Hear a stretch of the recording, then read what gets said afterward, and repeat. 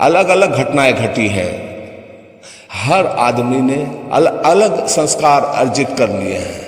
वो जिस फलों को लेकर पैदा हुआ है। एक मित्र ने पूछा है कि कोई अंधा पैदा हो जाता है, कोई आदमी गरीब पैदा हो जाता है, क्या कारण है कि इतने फर्क? कोई सोने की चम्मच लेके पैदा होता है तो कोई गरीब पैदा होता है। ये थोड़ा जटिल है और जटिल हो गया इस सदी के कारण। इतना जटिल ना था, इतना जटिल नहीं था। गरीब अमीरी बहुत सीधी सीधी बात थी और साफ था, गरीब गरीब है और अमीर अमीर है अपने कर्मों के कारण। इसमें सच्चाई है, इसमें सच्चाई है, क्योंकि हम गरीब होने का संस्कार ही अर्जित करते हैं। लेकिन गरीब होने का संस्कार एक अलग बात है, उसका बहुत चीजों से भी संबंध है, सिर्फ धन से नहीं है।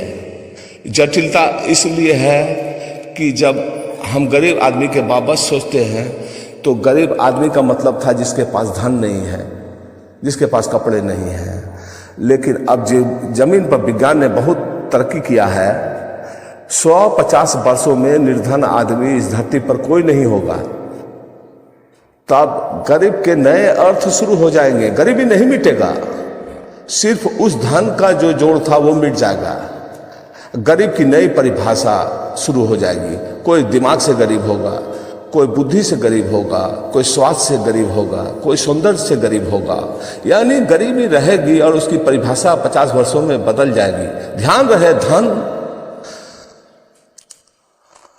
धन जो है उसे गरीबी का पैमाना मानना अभी तो सही है, लेकिन आने वाले समय में वो पैमाना नहीं रहेगी। जब स्थूल दरिद्रताएं मिटती है तो सूक्ष्म दरिद्रताएं पैदा होती हैं, और सभी जब बराबर हो जाएंगे तो धन की बात समाप्त हो जाएगी। लेकिन बुद्धि, प्रतिभा उनकी दिनता करने लगती है।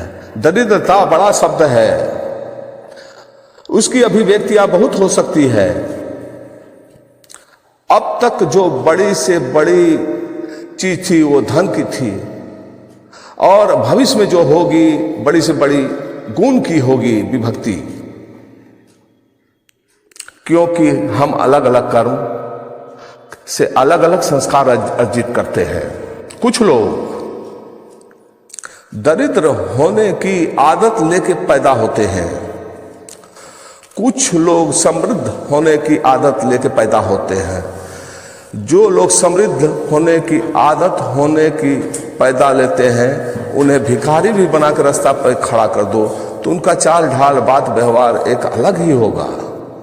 जो दरिद्र होने की आदत से पैदा होते हैं, बड़े बड़े महलों में भी वो बैठ के उनसे बड़ा दरिद्र आदमी कोई नहीं होता है।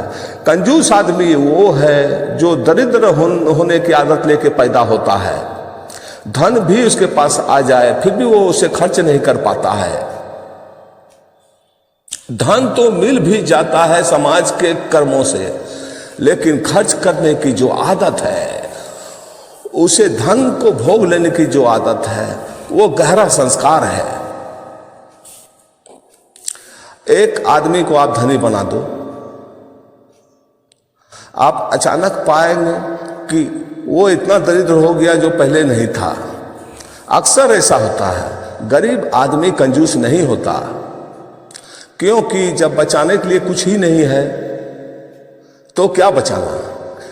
एक गरीब आदमी को थोड़े रुपये दे देना, जिसको भारत में बहुत दिन से जानते हैं कि कहते हैं कहावत 99 का चक्कर। एक आदमी को 99 रुपया दे दें, अब उसकी एक ही इच्छा होगी कि कैसे 100 हो जाए। ये इच्छा बड़ी स्वाभाविक है। उसके बाद जो 1 रुपया मिलेगा उसके लिए वो खर्च नहीं करेगा, भूखा सो जाना मंजूर करेगा।